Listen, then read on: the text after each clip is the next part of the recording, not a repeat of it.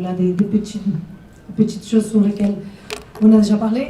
Et donc, suite à ça, pour moi, c'est très important de remarquer que même si les signes les plus caractéristiques de la maladie sont le trouble cognitif, le trouble de la mémoire, il y a aussi très souvent des troubles de la marche et de l'équilibre qui, des fois, précèdent même les diagnostics et qui vont impacter directement la qualité de vie de la personne. Ils vont être un facteur de risque très important pour les chutes. Donc, malheureusement, comme vous le savez, aujourd'hui, l'entrée en EHPAD est normalement associée à un déclin des capacités physiques, un déclin de l'autonomie de la personne, et c'est probablement dû à la carence des stimulations sociales, émotionnelles, sensorimotrices.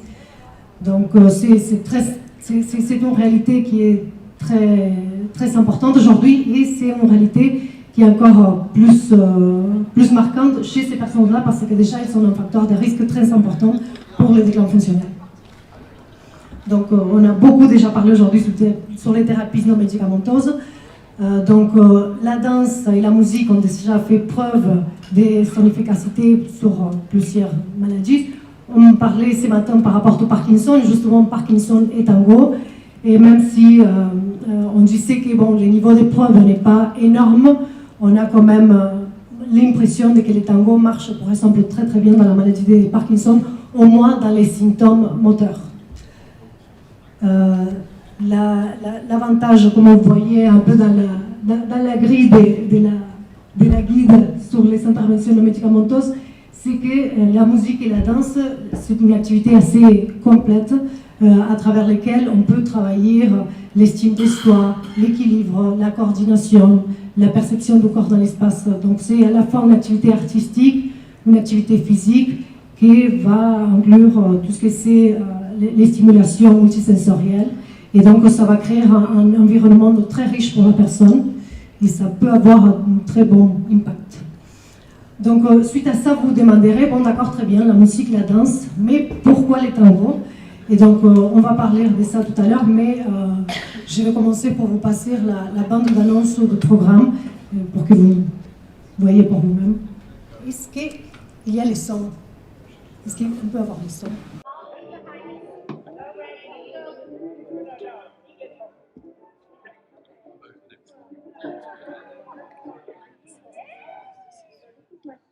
Les personnes âgées nécessitent beaucoup de stimulation.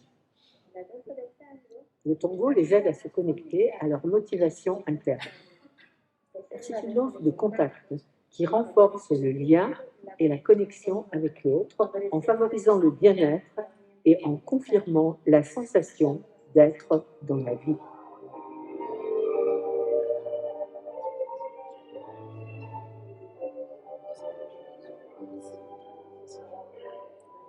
Ce n'est pas la même chose de se lever d'une chaise ou de se lever pour danser un tango.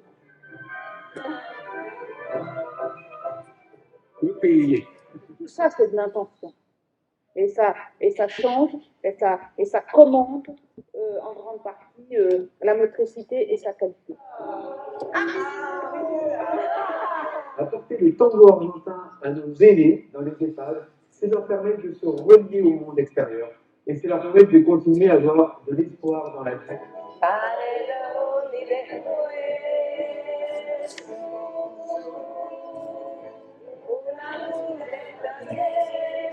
Nous vous proposons des choses, mais vous résidents des EHPAD, et vous soignants, vous savez vous en emparer, vous savez les faire vivre, et vous savez les faire des retours. Et c'est ça, l'intelligence politique.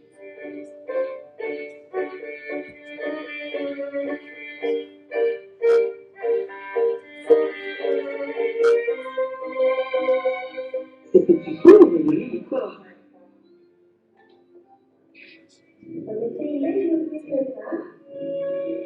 On s'étire à l'avant, étire le attraper, et on revient. La la la la la la, et je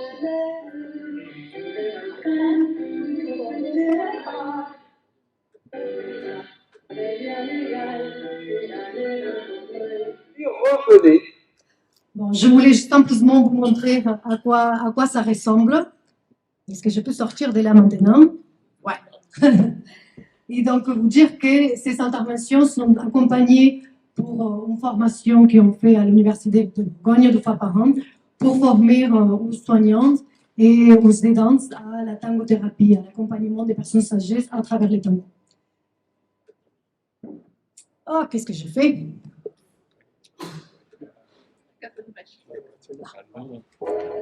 C'est pas ça. Donc, pourquoi les tangos? Encore une fois, je reviens. On parlait tout à l'heure par rapport à la musique de la résonance culturelle. Donc, comme vous le savez, pour nos actuelles générations de personnes âgées, les tangos ont une énorme résonance culturelle. En deuxième lieu, évidemment, c'est une activité physique qui favorise les mouvements en sollicitant les mécanismes de perception-action. Donc, c'est une activité qui va avoir beaucoup de stimulation multisensorielle et la personne va devoir répondre d'une façon spontanée et d'une façon adéquate. Et en plus, en dernier lieu, et c'est pourquoi je suis surtout intéressée sur ça, c'est parce que les tangos, on la considère la danse de la marche. C'est une danse qui est basée sur la marche. Et donc, on va continuer à parler sur ça tout à l'heure. Mais je continue par là, simplement pour vous dire qu'on s'est lancé justement dans une étude, moi personnellement dans un doctorat, pour évaluer la faisabilité et l'efficacité de ces interventions-là. La première chose qu'on a fait, comme tous les doctorants, on va dire, c'est faire une revue de la littérature.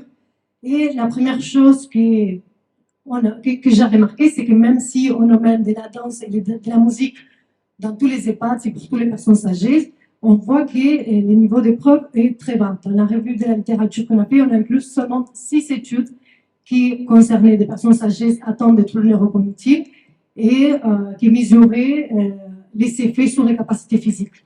Donc, vraiment, il y a très peu d'évidence. C'est très difficile de faire des études cliniques dans des EHPAD avec des personnes âgées, avec des personnes vulnérables. Et l'impact, c'est sur ces personnes-là parce qu'on est en train d'appliquer de certaines façons des méthodes ou des techniques qui n'ont pas été prouvées chez ces personnes. Donc, on a fait une première étude qui c'est une étude multicentrique sur une soixantaine de résidentes. Comme on disait quelqu'un tout à l'heure, par ici est passé aussi la Covid. Donc, notre étude a été impactée aussi pour cela. Mais quand même, on a vu, suite à 3 mois d'intervention, une amélioration de la qualité de vie des résidentes ainsi qu'une stabilisation des capacités fonctionnelles. Et ça, pour nous, c'était un très bon résultat parce qu'on sait que normalement, quand on rentre en EHPAD, on va avoir un déclin fonctionnel. Et en plus, il y a eu la Covid, donc confinement, donc très probable déclin fonctionnel. Nos résidents, heureusement, étaient stables suite à ces 3 mois d'intervention. Donc, maintenant, on travaille sur l'analyse des données d'une étude randomisée et contrôlée. On a réussi, ça a été assez compliqué, on a réussi à mettre cette étude dans des unités Alzheimer, dans un EHPAD au nord de Lyon. Et donc, on a pris 3 unités avec 10 personnes dans chaque unité. Donc, en total, on a réussi à recruter 24 participants.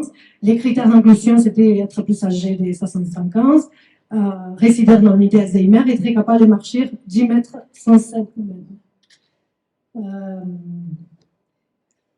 Donc, comme je vous disais, 23 participants avec un âge moyen de 84 ans. Et pour nous, bon, la grande difficulté, évidemment, avec un score dans les Mini-Mental State Examination de 6 sur 30. Donc, des personnes avec des troubles cognitifs très, très sévères. On a randomisé ces personnes-là dans un groupe tango et dans un groupe qui faisait de l'activité physique adaptée, que c'est les meilleurs traitements pour nous aujourd'hui pour ces personnes-là. La seule chose que j'ai demandé au professeur d'activité physique adaptée, qui n'a pas été sympa, je sais, c'est de ne pas mettre la musique pendant ces séances. Donc, on a fait pendant 3 mois 12 séances par semaine chaque groupe autour de 1 heure. Donc, concernant la faisabilité, on a eu au cours de l'étude une personne qui a chuté, donc qui a été exclue suite à une fracture, et une personne du groupe tango qui a refusé de faire les évaluations. On a eu un taux d'adhérence de 83% dans les groupes APA et de 93% dans les groupes tango. Ce n'est pas une différence significative, mais elle est là. Et on a évalué le bien-être après chaque séance avec cette petite échelle que peut-être vous connaissez, ça s'appelle EVB. Et c'est une échelle pour évaluer le bien-être instantané de la personne. Et elle a été évaluée avec des personnes, elle a été validée avec des personnes avec des troubles neurocognitifs. Mais on a vu que les résultats sont similaires dans les groupes APA et dans les groupes tango.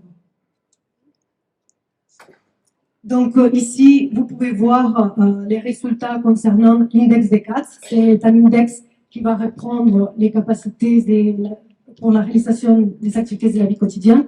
Donc la toilette, l'habillage, la capacité d'aller aux toilettes. Et donc on peut voir que dans les deux groupes, il y a eu quand même un petit déclin. Mais en bleu, c'est le groupe APA et en rouge, c'est les groupes tango. Les déclins du groupe APA est statistiquement significatif et ce n'est pas comme ça dans les groupes tango. Il y a une différence évidente, mais ce n'est pas significatif. Il n'y a pas de différence significative entre les deux groupes. Ici, nous pouvons voir les résultats sur la qualité de vie. On a mesuré ça avec les Quality of Life in Alzheimer's Disease. Et on peut voir une petite amélioration dans les deux groupes en tenant en compte que entre ces post-tests à 1 mois et les post-tests à 3 mois, les patients ont été relativement confinés suite à des clusters Covid pendant 20 jours. Donc, ça peut avoir impacté ces résultats. On a mesuré aussi les temps pour la réalisation du Time Up and Go. C'est un test dans lequel on part assis sur une chaise, on marche 3 mètres, on revient et on se rassoit. Donc, moins de temps on a besoin pour réaliser ces tests, mieux c'est. Et on voit que nos participants du groupe tango ont amélioré leur score et que les groupes APA ont eu un petit déclin. Et en dernière, et pour nous, c'est la mesure des informations la plus importante, c'est la vitesse des marches lancées sur 4 mètres. Pourquoi c'est très important? D'abord parce que c'est un facteur, on l'utilise comme un facteur associé à mortalité, à hospitalisation. C'est un indicateur très important.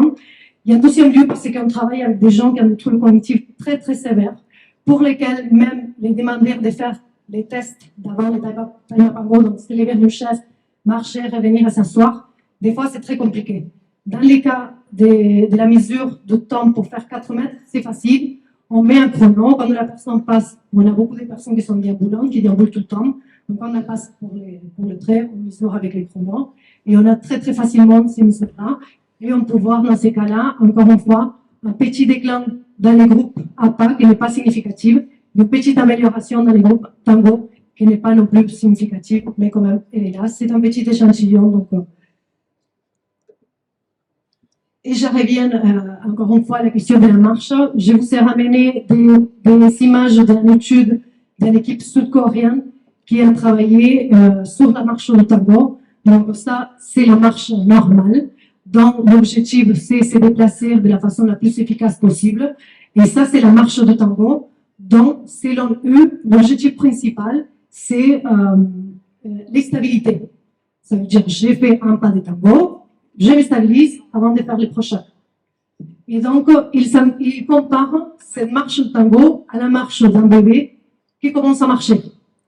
Et donc, on se demande un peu, on va dire, quelles sont exactement ces caractéristiques de la marche du tango qui pourraient nous aider dans la rééducation de la marche des personnes âgées et des personnes âgées atteintes de troubles neurocognitifs. Et donc, pour analyser ça, on est en train de travailler en laboratoire.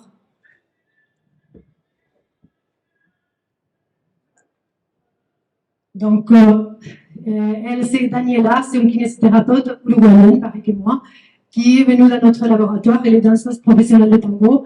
Et on a fait quelques mesures avec musique, sans musique, tango, pas de tango. Et on est en train d'analyser ça afin de voir quels sont les mécanismes qui pourraient vraiment intervenir et qui pourraient vraiment nous aider dans la rééducation de ces personnes.